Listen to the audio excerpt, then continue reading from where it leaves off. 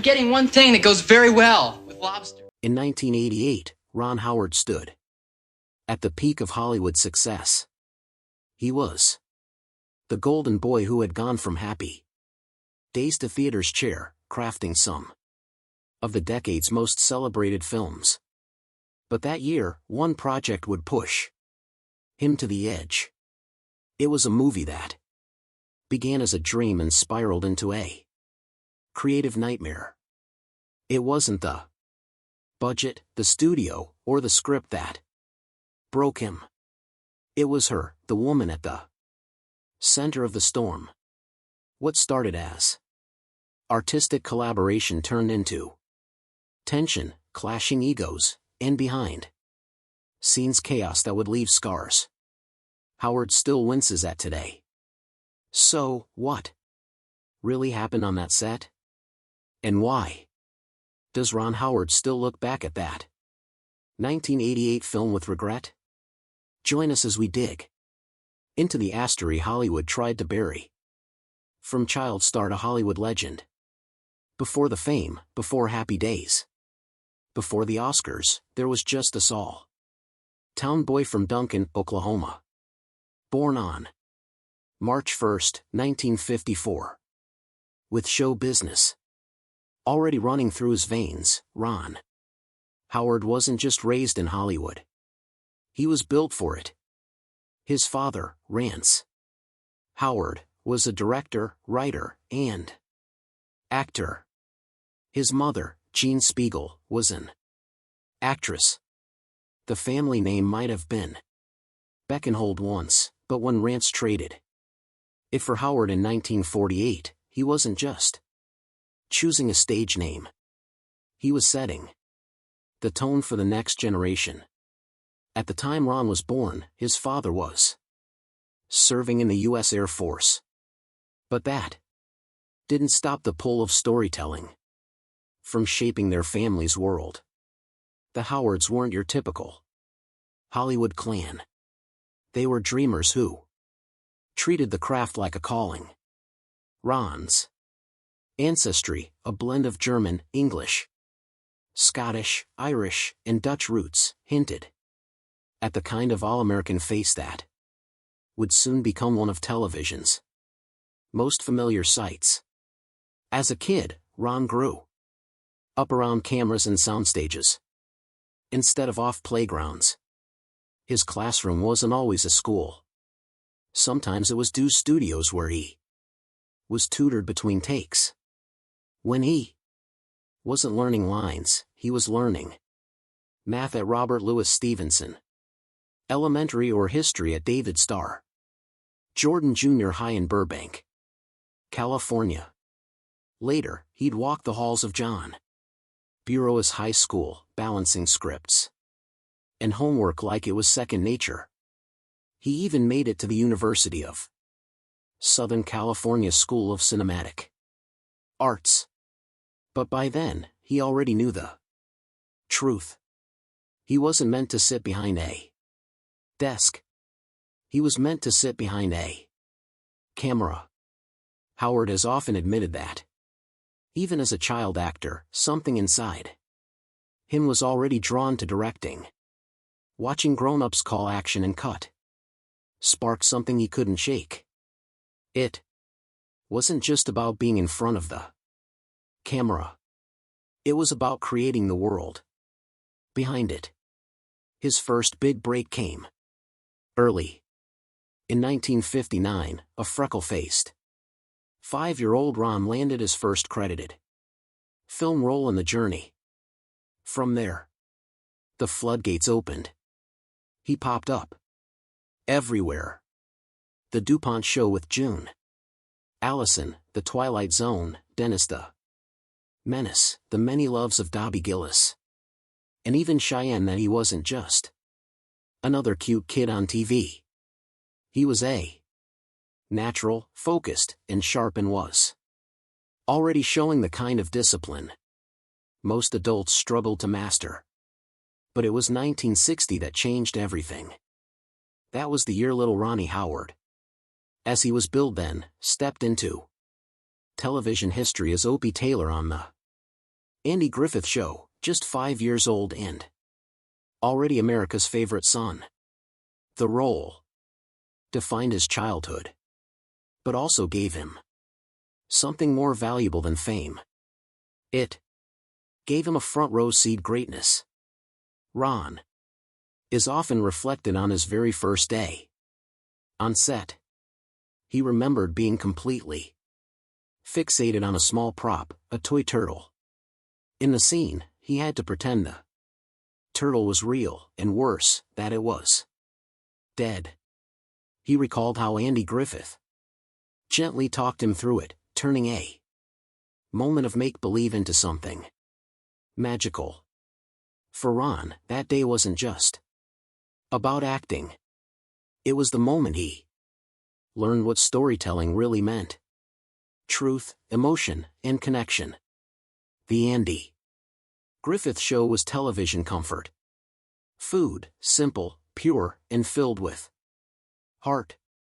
It didn't rely on flash or trends. It leaned into warmth, family, and small-town values. Even though it aired in the heart of the 1960s, it felt like a love letter to a gentler time, a world untouched by chaos. The cast became household names. Andy Griffith was the wise father figure everyone wished they had. Don Knotts brought the laughs. Francis Bavier gave the show its soul. And then there was Ronnie, the curious boy who grounded it all. The chemistry between them turned the show into a phenomenon, earning multiple Emmy nominations, including several for Outstanding Comedy Series. Though it never took home the big prize, losing to The Jack Benny Show, The Bob Newhart Show, and later The Monkees, its legacy didn't need trophies. Because while other shows faded, the Andy Griffith Show became timeless. And at the center of it all was a red-haired kid learning lessons that would guide him for the rest of his life. Not just about acting, but about patience, leadership, and heart. That small boy from Duncan wasn't just pretending to be Opie Taylor. He was learning how to tell stories that would one day move the world. And little did anyone know, the quiet kid from Mayberry would grow up to become one of the most respected directors Hollywood had ever seen. But the journey there wouldn't be easy. Years later, the same industry that raised him would nearly break him. From Happy Days to the director's chair. Before Ron Howard became one of Hollywood's most respected directors, he was America's favorite redhead. Richie Cunningham, the clean-cut kid from Happy Days. His road from that all smiles sitcom to the director's chair wasn't an accident. It was a steady climb built on instinct, grit, and a lifelong love for storytelling. It all started with a single episode of Love American Style, a short segment called Love in the Television Set. That little role became a launching pad for what would soon become Happy Days. When the show officially kicked off in 1974, Howard's Richie was the buttoned-up, wholesome heart of the story. The perfect balance to Henry Winkler's leather-jacketed rebel fansa. Their chemistry wasn't just on-screen magic. It was real. The two became the soul of the show with Howard's everyman charm, grounding Winkler's larger-than-life cool. But by 1980, after 6 seasons off laughter, fame, and teenage nostalgia, Howard wanted more. He had spent most of his life in front of the camera, and now he wanted to move behind it. Just before the show's 8th season, he walked away, not out of pride, but purpose. Heck, knew it was time to direct his own story. Still, he returned for a few guest appearances in the show's final season, giving fans a glimpse of the kid who had grown up before their eyes. Long before his official exit, Howard had already taken his first shot at directing. In 1977, he made his debut with the low-budget action comedy Grand Theft Auto, a film he co-wrote with his father, Rance Howard. The opportunity came after a clever deal with producer Roger Corman. Ron would star in Eat My Dust if Corman let him direct the next movie. Howard agreed, and the trade-off paid off. The young actor proved he had more than star power. He had vision. Through the late 1970s, Howard quietly built his directing muscles with a series of TV movies for NBC, including Skyward in 1980, which starred Hollywood legend Bette Davis. But it was 1982 that changed everything. His film Night Shift, starring Michael Keaton, Shelley Long, and his Happy Days co-star Henry Winkler, turned heads.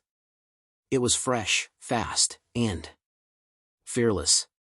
From child star to Oscar-winning director, he's done it all.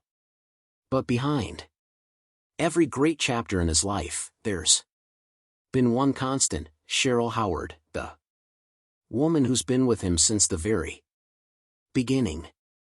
Ron's story started early. At just 5 years old, he was cast in the Andy Griffith Show, winning hearts across America as Opie Taylor. Then came Happy Happy Days in the 1970s, where he became the face of wholesome TV before making his bold move behind the camera. From Apollo 13 and A Beautiful Beautiful Mind to Hillbilly Elegy, Ron went from the boy next door to one of Hollywood's most respected filmmakers. And through every step off that journey, Cheryl was right there beside him.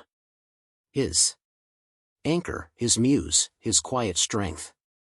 Their love story began long before Hollywood fame. They met in high school at John Burroughs High in Burbank, California. Two teenagers who had no idea how far life would take them. In November 2020, Ron celebrated the 50th anniversary of their very first date.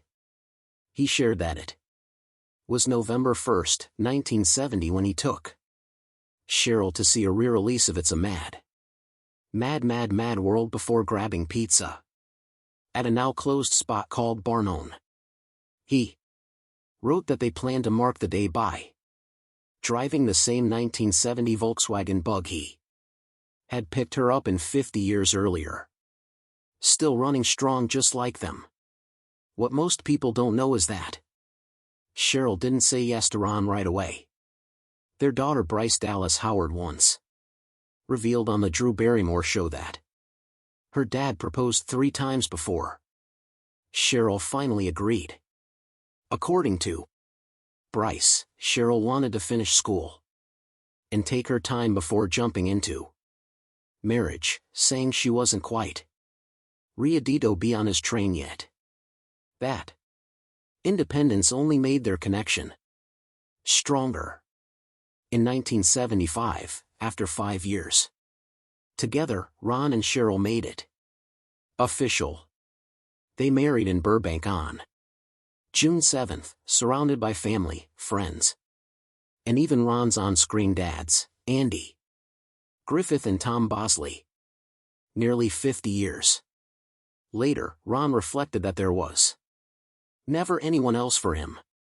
He described Cheryl as incredibly supportive and said their compatibility had endured every kind of experience life threw at them.